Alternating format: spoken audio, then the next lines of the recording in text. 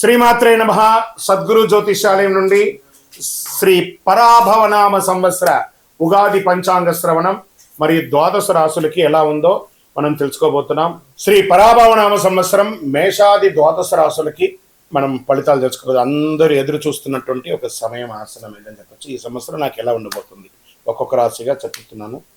అన్ని వర్గాల వారిని దృష్టిలో పెట్టుకునేదో ఈరోజు రేపట్లో అన్ని మాధ్యమాల ద్వారా రకరకాలుగా భిన్నంగా ఉంటుంది వింటున్నాం కదా. అలా కాకుండా అస్సలు ఎలా చెప్పబడింది జగద్గురుడు యొక్క పంచాంగంలో నుంచి వాళ్ళ యొక్క మంచి సిద్ధాంతులందరూ కూడా దీన్ని కూర్చొని పెద్ద పెద్ద పండితులందరూ కూర్చొని రాసినటువంటి విషయ ఆలోచనల నుంచే మనం మీకు చెప్పడం జరుగుతుంది. ఈ సంవత్సరం పరాభవనామ సంవత్సరం వృషభ రాశి వారికి శుభాకాంక్షలు. ఫస్ట్ కృతికా నక్షత్రం 2, 3, 4 పాదములు, రోహిణి నక్షత్రం, మృగశిర నక్షత్రం 1, 2 పాదాలకు జన్మించిన మీరు వృషభ రాశి వారిగా పరిగణించబడుతున్నారు. ఈ సంవత్సరం పరాభవనామ సంవత్సరం వృషభ రాశి వారికి స్థిరత్వం, పురోగతి, కొత్త అవకాశాల సంవత్సరం. కొన్ని మార్పులు వచ్చినా చివరికి లాభం చేకూరే కాలంగా చెప్పచ్చు. స్థిరమైన అభివృద్ధి, ఆర్థిక లాభాలు, కుటుంబ సభ్యులతో కలిసి ఎన్నో విహారయాత్రలు, పండగలు, వాతావరణాలు చేసే అవకాశాలు బాగున్నాయి. గోచార ప్రకారం శని ఈ సంవత్సరం మొత్తం మీనరాశిలో 11వ స్థానంలో సంచరిస్తారు. దీనివల్ల జరిగే ఫలితాలు ఎలా ఉంటుందంటే ఆదాయ అవకాశాలు పెరుగుతాయి, ప్రభావవంతమైనటువంటి వ్యక్తులు పరిచయాలు పెరుగుతాయి, సమాజంలో గొప్పవారి యొక్క పరిచయాలు అందరూ కూడా పెరుగుతాయి, దీర్ఘకాలిక లాభాలు కూడా ఉంటాయి. ఈ సంవత్సరం గురు భగవానుడు 2వ ఇంట్లో ఉంటారు. జూన్ 2, 2026 గురువు 3వ ఇంటికి వెళ్తున్నారు. అక్టోబర్ 31, 2026 గురువు 4వ ఇంటికి వస్తున్నారు. జనవరి 25, 2027 తిరిగి 3వ ఇంటికి వస్తున్నారు. దీనివల్ల కుటుంబ అభివృద్ధి పెరుగుతుంది, ధన ప్రవాహం పెరుగుతుంది, గృహ సౌఖ్యం పెరుగుతుంది. అద్భుతమైనటువంటి అవకాశాలు ఉన్నాయి గురు భగవానుడి వల్ల. రాహు కేతువు ఈ సంవత్సరం రాహు 10వ ఇంట, కేతు 4వ ఇంట్లో ఉన్నారు సంవత్సరం మొదట్లో. తర్వాత డిసెంబర్ 6, 26 రాహు 9వ ఇంట్లో, కేతు 3వ ఇంట్లో ఉంటున్నారు. దీనివల్ల వచ్చే ఫలితాలు ఉద్యోగ మార్పులు, విదేశీ అవకాశాలు, ధైర్యం పెరుగుతుంది. ఓకే, ఈ సంవత్సరం అంతా కూడా ఈ గ్రహాల వల్ల ఏ రకమైనటువంటి ఫలితాలు పొందుతారంటే ఆర్థికంగా ఆదాయం చాలా బాగుంటుంది, మల్టిపుల్ ఇన్కమ్ సోర్స్ ఉంటుంది, భూమి, ఆస్తి ఇవన్నీ కూడా కొనుగోలు చేసే అవకాశాలు ఎక్కువ కనబడుతున్నాయి. ఉద్యోగస్తులకి పదోన్నతి వచ్చే అవకాశాలు ఉన్నాయి, లేదా ఉద్యోగమే లేని వారికి కొత్త ఉద్యోగాల అవకాశాలు బాగున్నాయి. ప్రభుత్వ రంగంలో ఉన్నటువంటి వారికి చాలా అవకాశాలు ఉన్నాయి. సర్వీస్ సెక్టార్లో ఉన్న ఉద్యోగస్తులకి చాలా అద్భుతాలు ఉన్నాయి. ప్రత్యేకించి ఆర్మీ మరియు నౌకాదళం, తర్వాత ఎయిర్ ఫోర్స్ వాళ్ళకి అందరికీ కూడా చాలా అద్భుతమైనటువంటి ఫలితాలు, అవార్డ్స్ కూడా వచ్చే అవకాశాలు ఉన్నాయి ఈ సంవత్సరం. వ్యాపారస్తులకి చూసి రమ్మడిన కాల్చి వచ్చినట్టుగా 3 పువ్వులు 6 కాయలుగా అద్భుతమైనటువంటి వ్యాపారాన్ని పొందే అవకాశాలు చాలా ఉన్నాయి. మ్యానుఫ్యాక్చరింగ్ సెక్టార్ వాళ్ళకి చాలా బాగుంటుంది. ఇండస్ట్రీస్, మిషనరీస్, కొత్త మిషనరీస్ కొనే అవకాశాలు బాగా ఉన్నాయి. ఈ కామర్స్ బిజినెస్లో చాలా అద్భుతాలు పొందే అవకాశాలు ఉన్నాయి. వివాహం కాని వారికి అద్భుతమైనటువంటి వివాహం అయ్యే అవకాశాలు బాగా ఉన్నాయి. ఎన్నో రోజులుగా ఎదురు చూస్తున్నటువంటి సంతాన భాగ్యం కూడా కలిగే అవకాశాలు ఈ సంవత్సరం బాగున్నాయి. ఆరోగ్యం సాధారణం కంటే కూడా చాలా అద్భుతంగా ఉంటుంది. ఈ సంవత్సరం వృషభ రాశి వారికి ఆరోగ్యం చాలా బాగుంటుంది. కాస్త షుగర్ లెవెల్ కానీ, ప్యాంక్టీరియాస్ కానీ ఇవన్నీ కూడా కాస్త చెక్ చేసుకుంటే చాలా మంచిది. దీనికి ఏం చేయాలి? మీరు ఆహార నియమాలు పాటించాలి వృషభ రాశి వారు. ఇంకా ప్రయాణాలు, వ్యాపార రీతిగా ప్రయాణాలు, విద్య రీతిగా ప్రయాణాలు, ఉద్యోగ రీతిగా ప్రయాణాలు అద్భుతం సాధిస్తారు ఈ సంవత్సరం అని కూడా చెప్పచ్చు. ఈ సంవత్సరం విద్యార్థులకి యోగకాలం. మీరు అనుకున్న యూనివర్సిటీలో సీట్స్ వచ్చే అవకాశాలు ఉన్నాయి, క్యాంపస్ సెలక్షన్స్ వచ్చే అవకాశాలు ఉన్నాయి. వ్యవసాయదారులకైతే అద్భుతం, ఈ సంవత్సరం చాలా అద్భుతంగా ఉంటారు. జాక్పాట్ అని చెప్పచ్చు వ్యవసాయదారులకి. రానున్న రోజులు గుర్తుపెట్టుకోండి మిత్రులారా, వ్యవసాయ మిత్రులారా, అందరూ వ్యవసాయానికి రాబోతున్నారు. ఎక్కువ శాతం సిద్ధంగా ఉండండి. మంచి టెక్నాలజీతో వ్యవసాయాలు రాబోతున్నాయి. చాలా అద్భుతంగా ఉంటారు. ప్రేమికులకి అద్భుతమైనటువంటి సమయం అని కూడా చెప్పచ్చు. భార్యాభర్తల మధ్య సఖ్యత పెరుగుతుంది. అన్నదమ్ములు, అక్క చెల్లెలు, కుటుంబం అంతా కూడా చాలా ఉల్లాసంగా గడిపే సంవత్సరం అని కూడా చెప్పచ్చు. ఇక నక్షత్రాల వారిగా ఈ సంవత్సరం మీకు ఎలా ఉంది అంటే, కృతికా నక్షత్రం 2, 3, 4 పాదాలకి ఆర్థిక లాభాలు, కొత్త అవకాశాలు, కీర్తి ప్రతిష్టలు పెరుగుతున్నాయి. ఇంకా రోహిణి నక్షత్రం వారికి కుటుంబ సౌఖ్యం, ధనాభివృద్ధి, గృహ మార్పులు అవకాశాలు మెండుగా ఉన్నాయి. ఇంకా మృగశిర నక్షత్రం 1, 2 పాదాలకి ప్రయాణాలు, వ్యాపార లాభాలు, కొత్త పరిచయాలు పెరుగుతున్నాయి. సమాజంలో గొప్ప వాళ్ళతో పరిచయం, రాజకీయ నాయకులుగా ఉన్న వాళ్ళకి కూడా చాలా యోగ కాలం అని కూడా ఈ సంవత్సరం చెప్పచ్చు. ఈ సంవత్సరం అదృష్ట సంఖ్య 2, 6, 8. అదృష్టమైనటువంటి రోజులు శుక్రవారం, బుధవారం. ఈ సంవత్సరం అదృష్ట రంగులు తెలుపు, లేత ఆకుపచ్చ రంగులు. ఈ సంవత్సరం చేయవలసినటువంటి పరిహారాలు ఏమైనా ఉన్నాయంటే, మీ కులదైవం, ఇష్టదైవాన్ని ప్రార్థన చేయండి. కలవు వెంకటనాథాయ వెంకటేశ్వర స్వామి వారికి వెళ్ళి మెట్లెక్కి ఒకసారి దర్శనం చేసుకొని రండి. శుక్రవారం లక్ష్మీదేవికి ఎక్కువ పూజ చేయండి. కనకదార స్తోత్రాన్ని ఎక్కువ వింటూ ఉండండి. గోపూజ చేయండి. విష్ణు సహస్రనామ పారాయణాలు ఎక్కువ చేస్తూ ఉండండి. చాలా అద్భుతంగా ఉంటారు. ఇంకను సకల దోషాలు తొలగి ఆనందంగా ఉండడానికి మీ వయస్సు ఎంత ఉందో అన్ని దీపాలను మీ ఇష్టదైవ దేవాలయంలో, కులదైవ దేవాలయంలో నువ్వుల నూనెతో ఆ సంఖ్యతో, సపోజ్ మీ వయసు 30 ఉందనుకోండి, 30 ఒత్తులు, 40 ఉందనుకోండి, 40 ఒత్తులు, అలా ఒత్తులు వేసి నువ్వుల నూనెతో దీపం వెలిగించండి. ఇంకను మీ యొక్క సంపూర్ణ జాతకం తెలుసుకోవడానికి మీ పరిసర ప్రాంతాల్లో ఉన్నటువంటి సద్గురువుల్ని సంప్రదించి మీ జాతకం తెలుసుకోండి. లేదా గురుగారు మీ ద్వారానే మేము తెలుసుకోవాలనుకుంటున్నాం, మా స్క్రీన్లో కనబడుతున్నటువంటి నెంబర్కి మీ పేరు, date of birth, time of birth, place of birth WhatsApp చేయండి. కాల్ చేయకండి, మా అడ్మిన్సే మీకు రిప్లై ఇస్తారు. లేదా మా ద్వారా తెలుసుకోవాలనుకుంటున్నారా, మా డిస్ప్లేలో కనబడుతున్నటువంటి పేరుకి, నంబర్కి మీ పేరు, date of birth, time of birth, place of birth WhatsApp చేయండి. మా అడ్మిన్స్ మీకు రిప్లై ఇస్తారు. మీ ఇప్పుడు మేము చెప్పేదంతా కూడా గోచార ఫలితం అనమాట. మీ వ్యక్తిగత జీవితానికి సంపూర్ణ జాతకాన్ని తెలుసుకోవచ్చు. శ్రీ గురుభ్యో నమః. నమస్కారం. అందరూ కూడా మీ యొక్క ఇష్టదైవాన్ని ప్రార్థన చేసుకోండి. మీ తల్లిదండ్రులకి ప్రార్థన చేసుకోండి. నూతన సంవత్సరాన్ని ప్రారంభిస్తున్నాం. ఎన్నో ఆశలతో, ఎన్నో కోరికలతో ఎప్పుడెప్పుడు వస్తుంది తెలుగు ఉగాది శుభాకాంక్షలు అందరికీ చెప్తామా?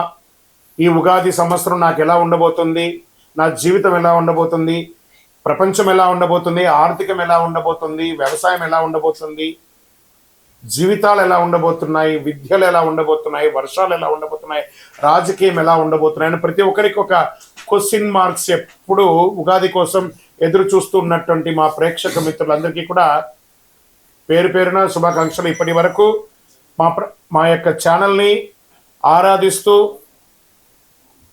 ప్రోత్సాహం చేస్తూ, సబ్స్క్రైబ్ చేస్తూ, ఈ ఛానల్లోని విశేషాలు అందరికీ, మీ మిత్రులకి అందరికీ తెలుపుతూ ఉన్నటువంటి మీ యొక్క గొప్ప మనసుకి ధన్యవాదాలు. ప్రతి ఒక్కరికి కూడా పరాభవనామ సంవత్సర శుభాకాంక్షలు. ముందుగా మనం దైవ ప్రార్థనతో ప్రార్థన చేసుకుంటాం. మీ ఇష్టదైవాన్ని ప్రార్థన చేసుకోండి.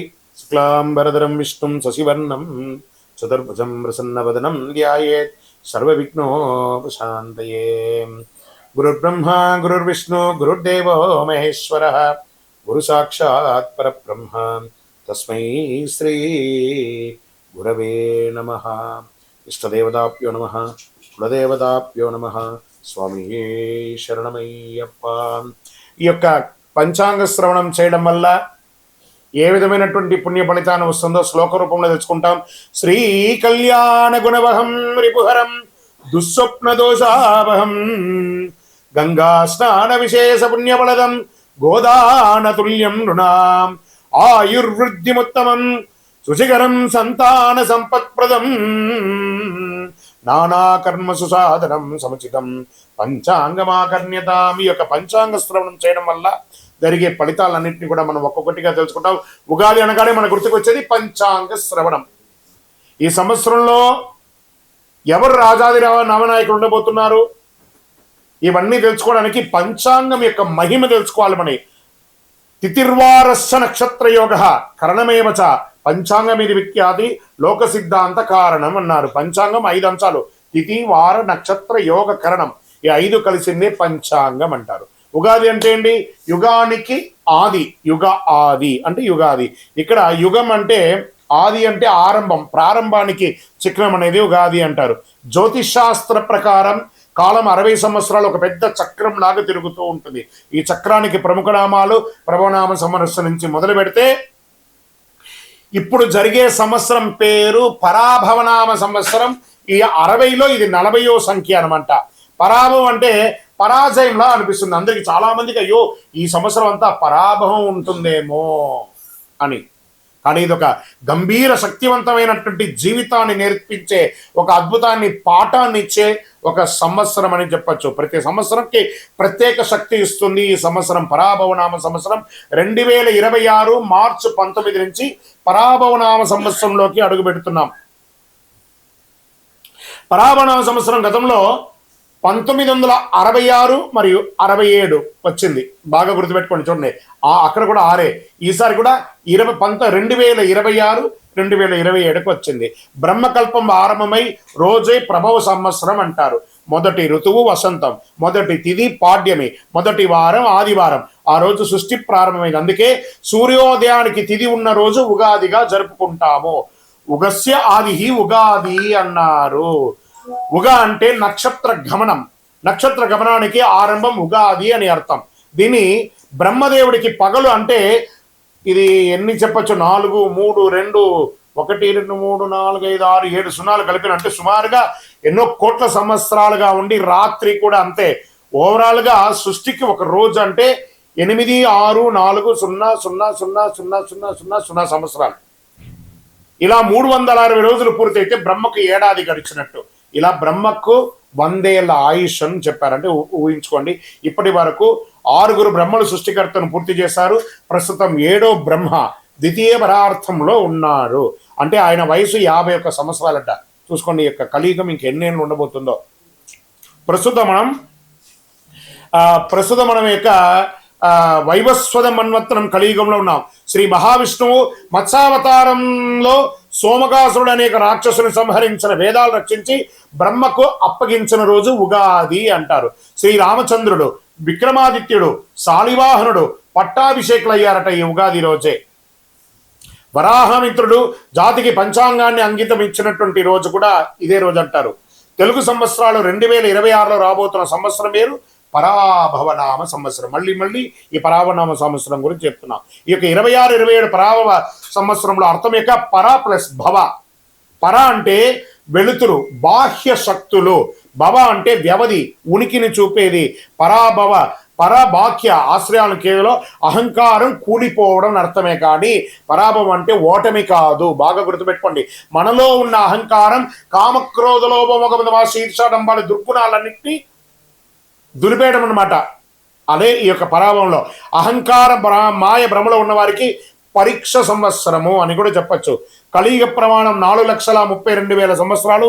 శ్వేత వరాహ కల్పమందులు 75 అయినటువంటి వైవస్వతమంత్రుడు 28వ మహామండలి కలియుగ ప్రథమ పాదంలో 5,127 అన్నమాట. ఇది ప్రభవాది సంవత్సరాల 45 సంవత్సరం చాంద్రమానం స్వస్తి ప్రాభవనామ సంవత్సరంగా చెప్పబడింది. ఇది ఎలా ప్రారంభమవుతుందో కూడా చెప్తా చూడండి.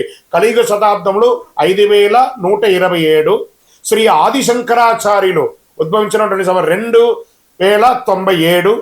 శాలివాహన శతాబ్దంలో 1948. అసలీ శతాబ్దంలో 1436/37. హిజరీ శతాబ్దంలో 1448-49. శ్రీ రామానుజాబ్దిలో 1009. ప్రస్తుతం 26-27 2026-2027 ఉగాది అంటే మార్చి 19 చైత్ర శుద్ధ పాడ్యం. ఈరోజు పరాభవన సంవత్సరం ప్రారంభం.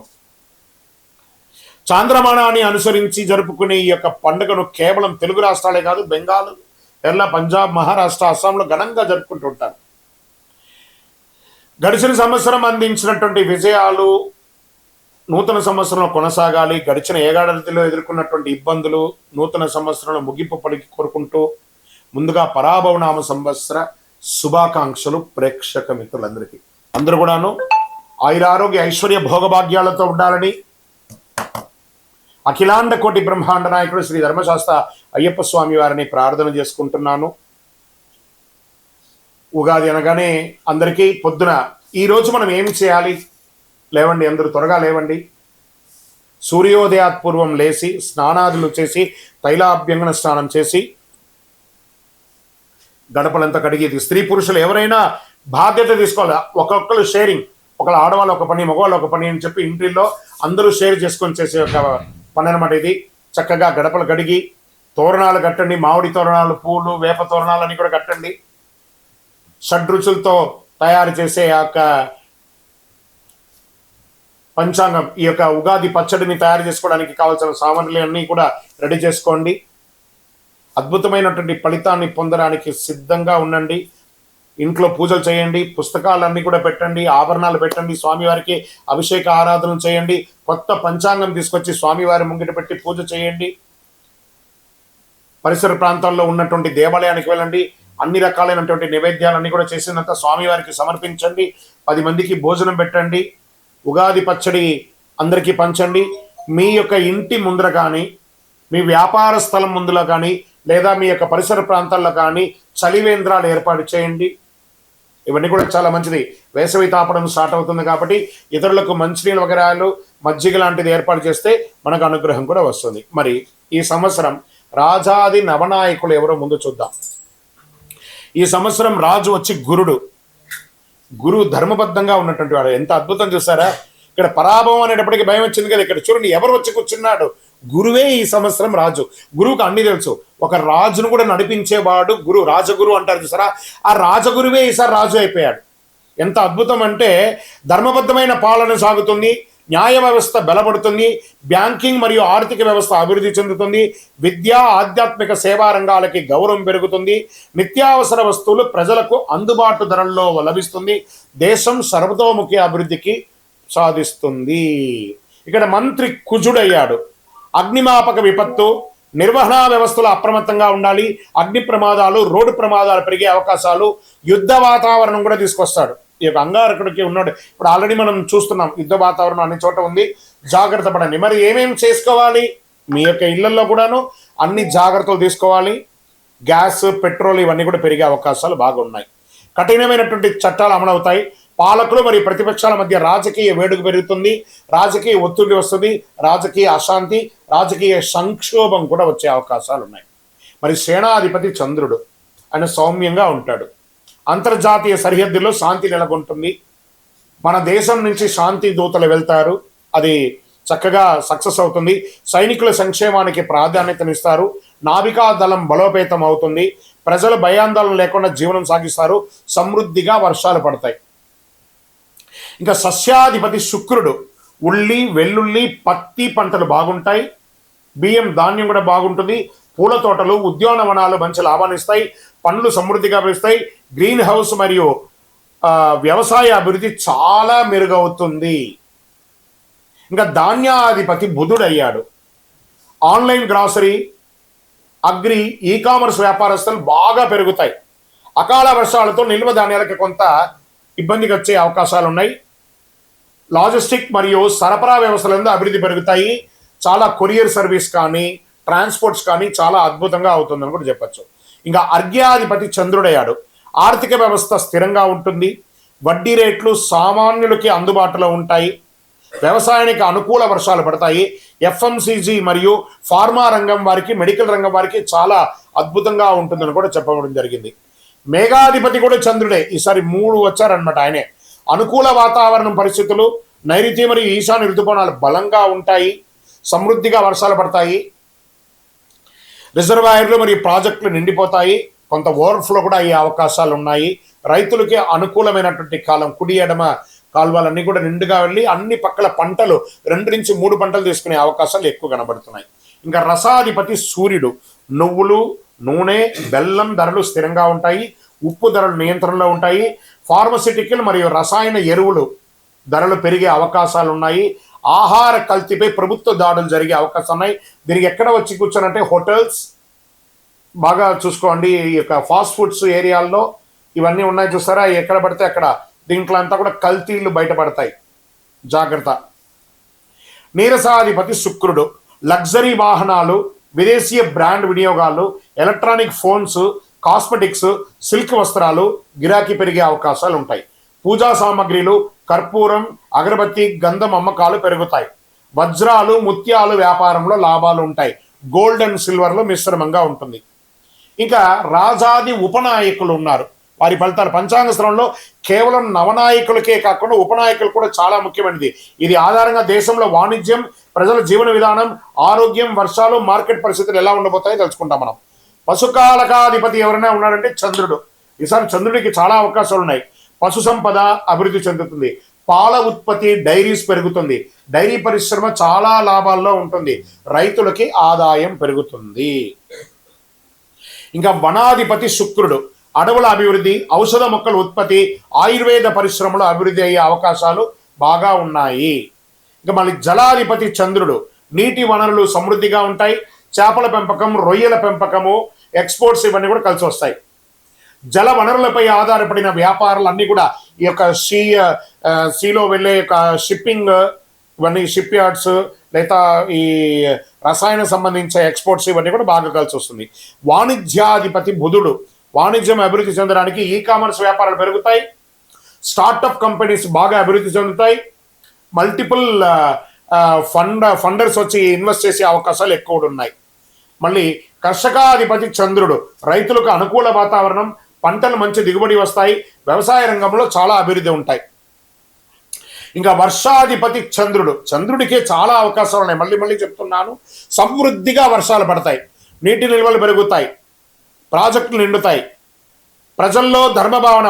ప్రజాధిపతి గురుడు. చూడండి, మళ్ళీ గురుడు ప్రజాధిపతి అయిపోయాడు. ప్రజాధిపతి అవగానే ప్రజల్లో ధర్మభావన పెరుగుతుంది.